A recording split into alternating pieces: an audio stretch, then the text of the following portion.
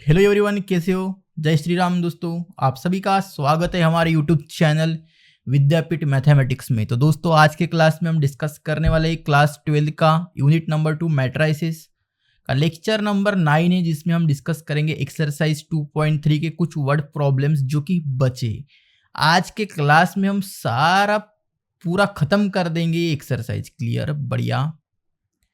अरे हाया ना भाई, पूरे जितने भी एग्जाम्पल है जो बचे आज के क्लास में हम कंप्लीट करेंगे। बचेगा फिर मिसलिनियस का सेट, जो मिसलिनियस होगा वो भी हम डिस्कस करेंगे। थोड़ा टाइम दीजिए हमें। क्लियर? और इसके बाद हम डायरेक्ट शुरू करेंगे ट्रिग्नोमेट्री। क्लियर? बढ़िया, जो कि आपका थर्ड यूनिट है, वो भी बहुत जबरदस्त यूनिट है। क्लियर? तो चलिए शुरू करते हैं आज के क्लास को।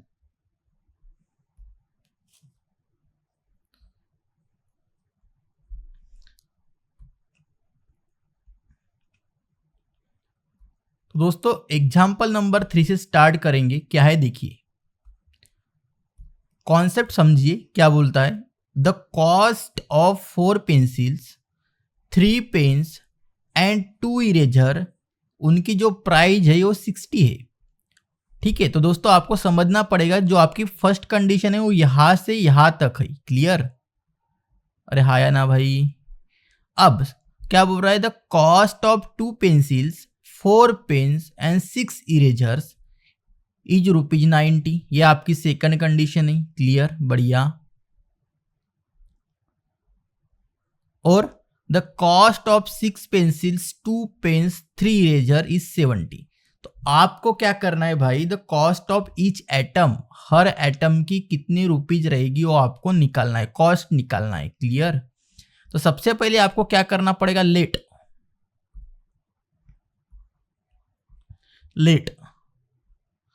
1 पेंसिल, ऐसा लिखना, price of 1 pencil is X। फिर वैसा ही लिखना पेन्स को भी, प्राइज ऑफ 1 पेन, उसको आप ले लो Y। और प्राइज ऑफ, या कॉस्ट बोलो भाई, यहाँ पे कॉस्ट बोला है तो कॉस्ट भी बोल सकते हो, 1 पेन इज Z। ठीक है, आप कॉस्ट यूज कर लेना, यहाँ पे अच्छा हो जाएगा क्योंकि एग्जाम्पल में कॉस्ट यूज किया है। बढ़िया, सही है। अरे भाई यहां तक समझा। अब फॉर गिवन कंडीशन,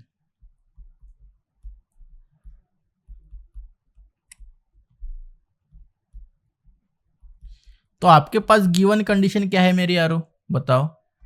सबसे पहली कंडीशन 4 पेंसिल्स 3 पेन्स, तो ये क्या बनेगा देखो, 4x plus 3y plus 2z equal to बनेगा 60।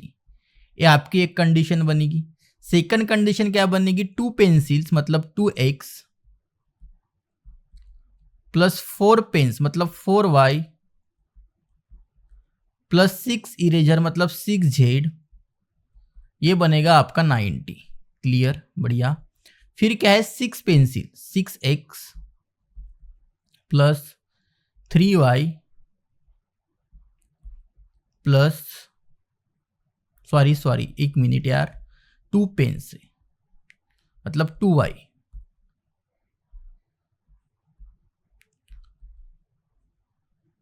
Three Z equal to 70। अरे भाई यहाँ तक समझा? बढ़िया, कंडीशन समझे। अब यहाँ पे क्या करना है, आपको एक्स वाई जेड की वैल्यू निकालना है, जैसे हमने इसके पहले के जो भी मेथड्स हमने यूज किए। क्लियर? बढ़िया। कौन कौन से मेथड थे भाई, बताओ जल्दी। एक रिडक्शन मेथड थी, एक कौन सी मेथड थी, इन्वर्जन। एक तो आप इन्वर्जन से कर सकते हो, नहीं तो रिडक्शन से। तो हम आपको रिडक्शन से बताएंगे क्योंकि रिडक्शन से इजी होता है। क्लियर? रिडक्शन से करना इजी होता है, इन्वर्स वगैरह निकालने नहीं पड़ता, डायरेक्ट आंसर निकलते हैं, इसलिए हम रिडक्शन का यूज करेंगे। अब जो भी आपके पास इक्वेशन सही है, अब इसे क्या कर सकते हैं भाई, 2 से डिवाइड भी कर सकते हैं। देखो सारी इवन है तो आप क्या कर लो, इसे डिवाइड भी कर लो। x क्योंकि आसान होगा आपको सॉल्व करने के लिए, 2i plus 3z equal to आएगा 45। बढ़िया। अब क्या करना है, जो भी इक्वेशन सही मेरे भाई, जो भी इक्वेशन सही उनको क्या करना है, आपको मैट्रिक्स फॉर्म में कन्वर्ट करना है। क्लियर? तो आपको पता है कैसे करते हैं कन्वर्ट, और आपने तो पढ़ा ही इसकी पहले। क्लियर? तो क्या लिखोगे, this equation can be written as matrix form. तो आपको क्या करना होगा, फिर आपको मैट्रिक्स फॉर्म में कन्वर्ट करना होगा। भाई सब कुछ सही है? बढ़िया, सब सही चल रहा है? अरे हाँ या ना भाई? क्लियर? थोड़ा लैग चल रहा है क्या? बढ़िया है, सब कुछ सही है? ओके, चलिए देखते। अब मैट्रिक्स फॉर्म में अगर कन्वर्ट करना है तो कैसे करेंगे, देखो।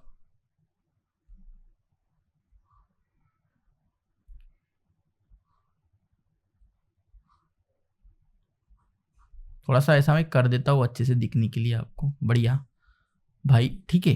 तो आप देखो, सबसे पहले 4 3 2 लिख दो यहाँ पे। 4 3 2 यहाँ पे आएगा आपका x y और z, और यहाँ पे 60 लिखो। बढ़िया। 2 4 6, तो इसके जगह आप ये लिखो, x का वेरिएबल सॉरी x का कोएफिशिएंट 1 2 3 और 45। फिर ये 6 2 3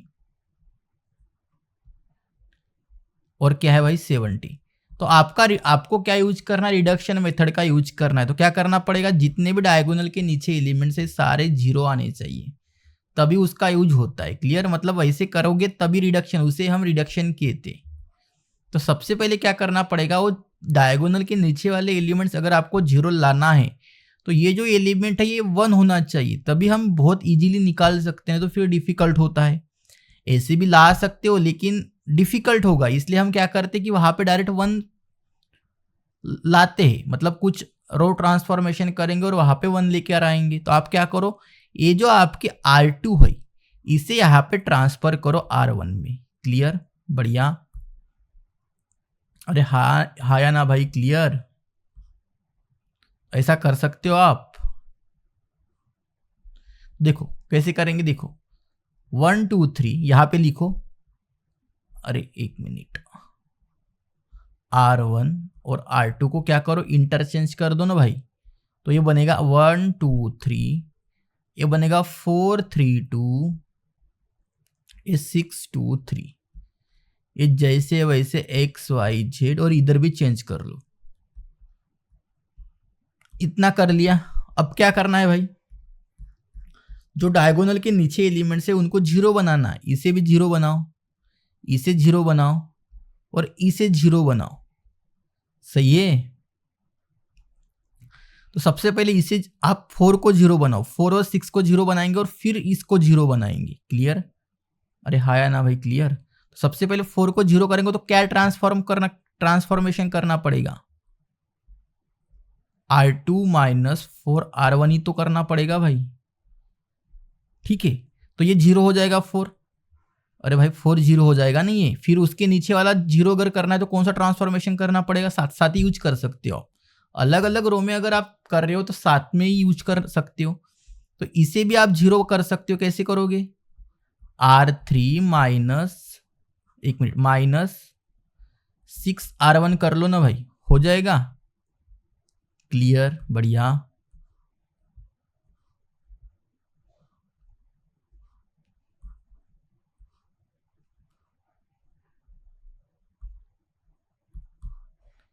तो 1 2 3, तो ये 0 बनेगा। R2 माइनस 4 R1 करना है, तो R2 क्या है भाई, यहाँ पे 3 है और 4 R1 मतलब ये हो जाएगा 8। तो कितना बचेगा, -5 बचेगा यहाँ पे। यहाँ पे 2 माइनस 4 3 का 12 मतलब माइनस का 10 बचेगा भाई यहाँ पे। क्लियर? आ गया 0 यहाँ पे। अब यहाँ पर भी 0 लाना था तो हमने डायरेक्ट एक साथ 2 ट्रांसफॉर्मेशन हम कर सकते क्योंकि अलग अलग रो में कर रहे। तो यहाँ पर 0, तो यहाँ पे 2 माइनस क्या है भाई 6 R1 है, तो 6 2 का हो जाएगा यहाँ पे 12, तो ये आएगा माइनस का 10। क्लियर।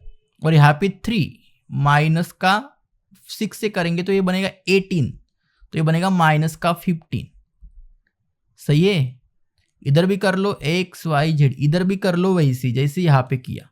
तो यहाँ पे क्या करना है भाई, R2 माइनस 4R1, तो R2 क्या है यहाँ पे 60 माइनस क्या करना है भाई 4 इंटू 45। बढ़िया। तो ये बनेगा 60 माइनस 180, यही तो बनेगा ना भाई। तो क्या बचेगा फिर, माइनस का 120 बचेगा। सही है। तो ये 45 जैसा है वैसा रहने दो, क्योंकि R2 को चेंज कर रहे हो तो ये आएगा माइनस का 120। फिर इसे भी तो चेंज करना है भाई, तो ये बनेगा 70 माइनस का 6R1, मतलब 6 इंटू 45 बनेगा। तो कितना बनेगा भाई, ये 180 के साथ और 90 270 बनेगा।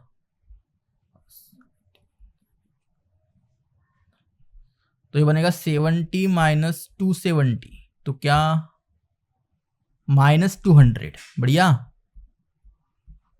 और अब क्या करना है, अब किसको क्या करना है भाई, ये तो हो गया। तो डायगोनल के नीचे वाला ये एक एलिमेंट्स बचा है, तो इसे भी 0 कर लो। तो क्या करना पड़ेगा आपको, R3 माइनस, या प्लस कर लो, प्लस नहीं कर सकते माइनस ही करना पड़ेगा तभी कैंसिल होगा।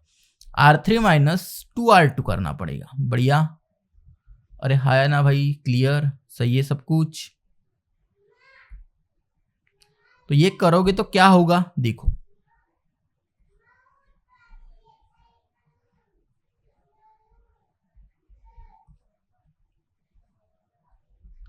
तो देखिए मेरे भाई क्या होगा, 1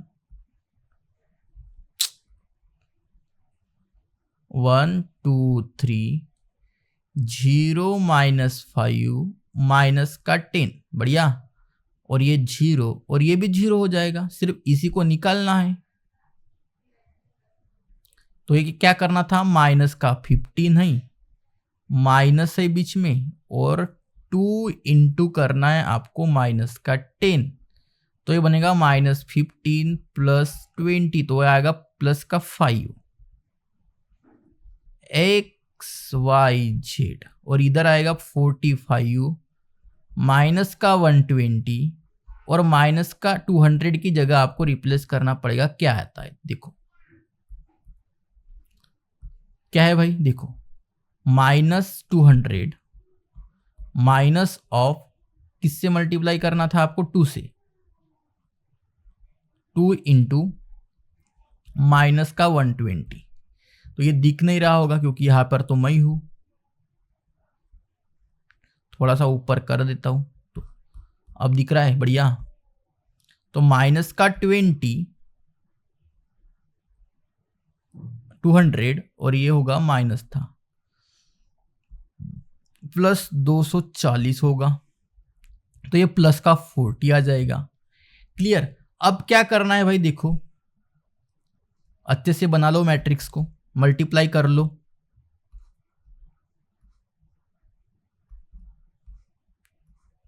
तो ये बनेगी पहली इक्वेशन, क्या बनेगी आपकी, 1 into x x, 2 into y plus 2y,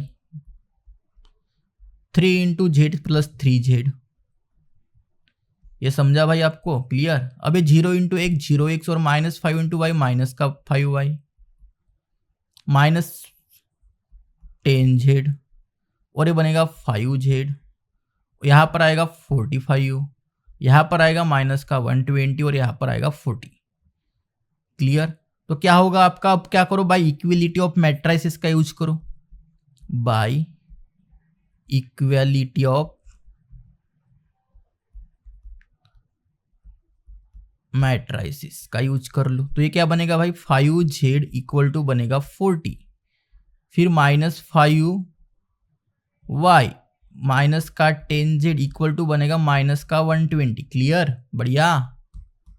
और लास्ट लिख दो, ये बनेगा x plus 2y plus 3z equal to 45, ये z। क्लियर। सही है। तो इसे सॉल्व करो भाई सबसे पहले, तो z की वैल्यू क्या मिलेगी, 40/5 z इक्वल टू 8। सही है, बढ़िया। अब ये जो 8 है वो यहाँ पे पुट करो, यहाँ पे पुट कर लो। इसे आप अच्छे से इक्वेशन भी दे दो ना यार। इसे बोलो आप फर्स्ट, इसे बोलो आप सेकंड, इसे बोलो आप थर्ड। ठीक है, तो z इक्वल टू 8 कहाँ पे पुट करोगे अभी? सेकंड में। तो z equal to 8 put in equation second.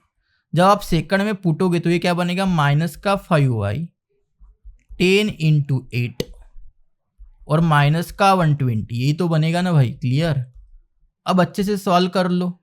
तो -5y ये इधर जाएगा तो ये -120 प्लस बनेगा 80, तो ये बनेगा माइनस का 5y इक्वल टू कितना बचेगा यार? माइनस का 40 तो बचेगा क्या? तो y की भी वैल्यू उतनी ही आएगी भाई, 80 तो आएगी। तो y की वैल्यू भी 80 हो जाएगी। अब ये दोनों वैल्यू कहाँ पे पुट करना है आपको? यहाँ पे पुट करना है थर्ड में। जब आप थर्ड में पुट करोगे तो आपकी आंसर आएगी भाई 5 रुपीज आंसर आएगी। क्लियर? तो वैल्यू आपको रुपीज में लिखने। सही है, बढ़िया।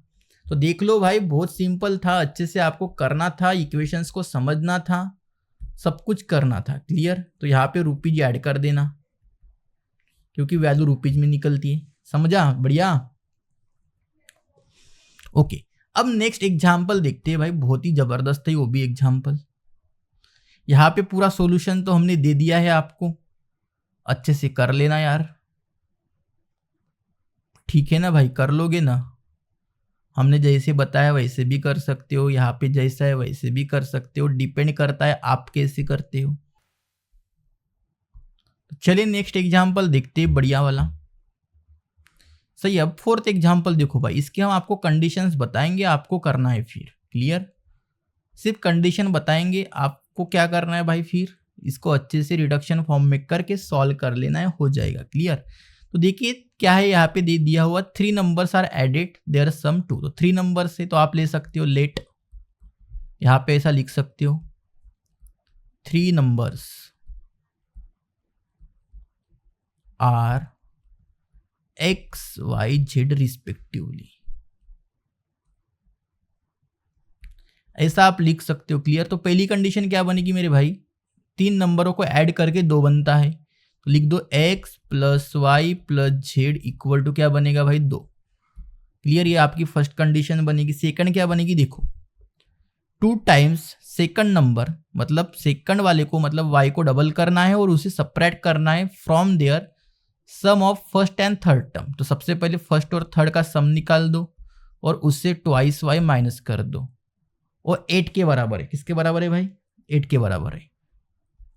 ये हो गई आपकी सेकंड। तो इसे आप अच्छे से लिख भी सकते हो ऐसे, x minus twice y plus z equal to 8, क्योंकि स्टैंडर्ड फॉर्म में लिखना तो पड़ेगा ना यार आपको। क्लियर? फिर फोर्थ कंडीशन क्या है? If 3 times the first number को 3 टाइम्स करना है और ऐड करना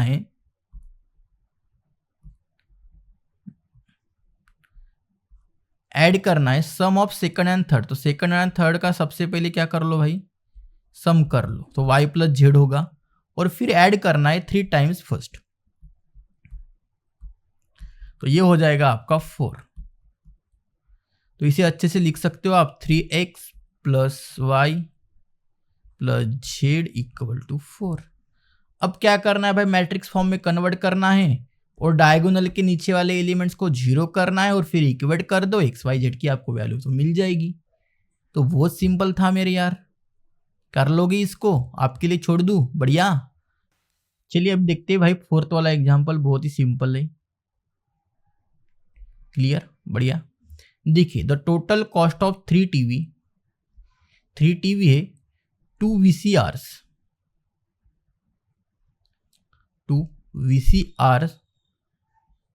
उनकी जो प्राइस है भाई वो 3500। तो कंडीशन क्या बनेगी? देखो 3 टीवी 2 VCR की प्राइस टोटल है 3500। तो इसे क्या बोलोगे आप? टीवी को ले लो आप x, VCR को ले लो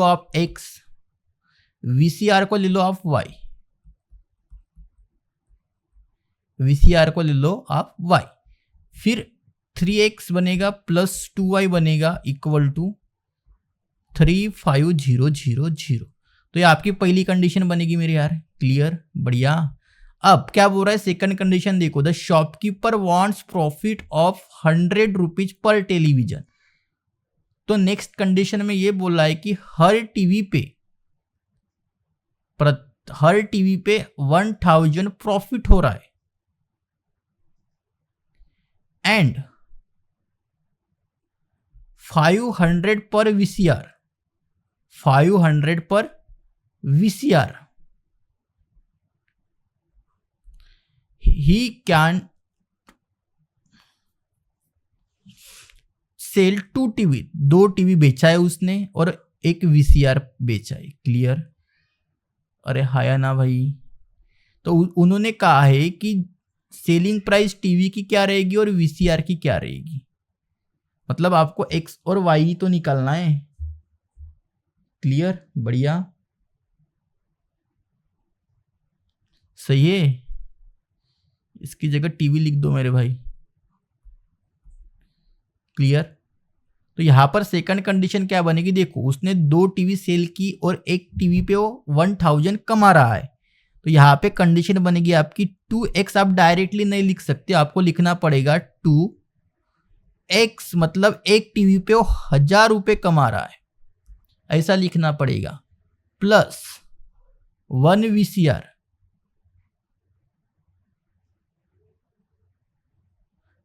1 वीसीआर मतलब y प्लस कितना प्रॉफिट कमा रहा है वो वीसीआर पे 500 रुपीज कमा रहा है, बढ़िया। और इक्वल टू बोलोगे आप 21500। तो ऐसे आपके 2 कंडीशंस बनेंगे मेरे यार। अब इसे सॉल्व कर लो, 2x प्लस यही तो बनेगा y प्लस 500 इक्वल टू 21500। तो ये 2x plus y equal to 21500 minus इन्हीं को ऐड कर लो तो ये बनेगा 2500। तो ये बनेगा 2x प्लस वाई, कितना बचेगा 0 0 0, और यहां से 11 में से 2 गए, बचेगा 9 और 1। तो ये आपकी बनेगी सेकंड कंडीशन। समझ में आया भाई, क्लियर, बढ़िया। 2 कंडीशन मिल गए, अब दोनों कंडीशन को सॉल्व कर लो, बहुत सिंपल बन गया एग्जाम्पल। अब इन्हें मैट्रिक्स फॉर्म में लिख दो। मैट्रिक्स फॉर्म में लिखोगे तो कैसे बनेंगे,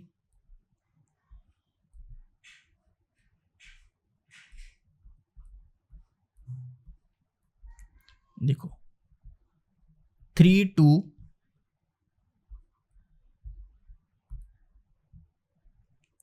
x Y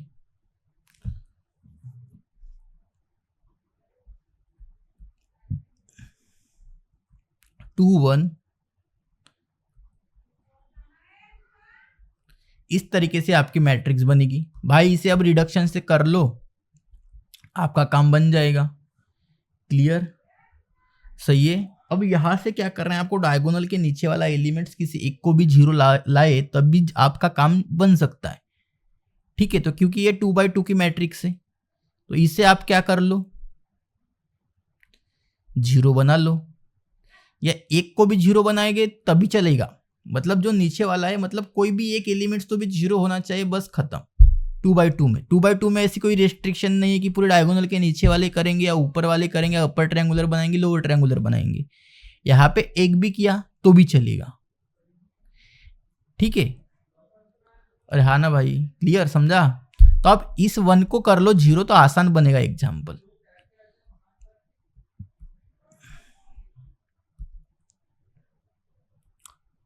R2 minus R1 कर लो, बढ़िया। तो ये 3 2 बनेगा, 2R2 मतलब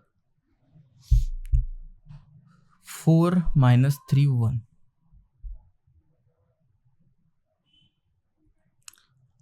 बराबर है ना भाई 4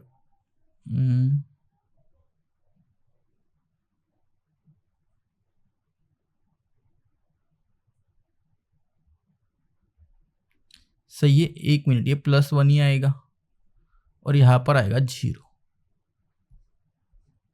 x और y 3500 1900, तो यहाँ पर भी तो चेंज करना पड़ेगा ना भाई। क्लियर।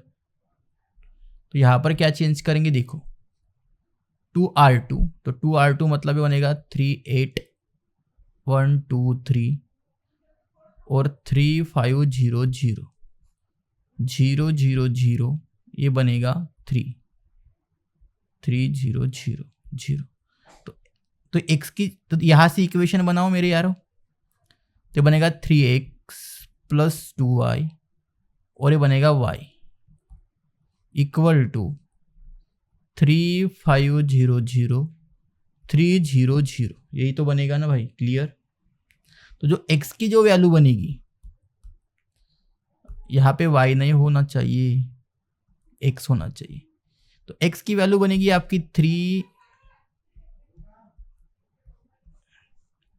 और ये बनेगी equation 3x + 2y equal to 3500। अब ये क्या करो भाई, यहाँ पर वैल्यू पुटो, y की वैल्यू निकाल लो, तो आपको x और y की वैल्यू मिल जाएगी। हाँ या ना भाई। क्लियर। तो आपकी y की जो वैल्यू आएगी वो आएगी आपकी 13,000 आएगी भाई। क्लियर। फिर आप क्या करो, यहाँ पे सेलिंग प्राइस पूछा है,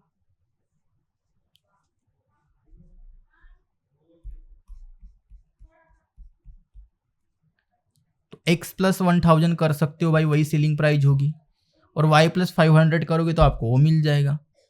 ठीक है। जो क्या पूछा है देखो, find the cost of price पूछा है और सेलिंग प्राइस ऑफ टीवी और वीसीआर। तो ये आपको प्राइस मिल गई, और सेलिंग प्राइस क्या होगी देखो,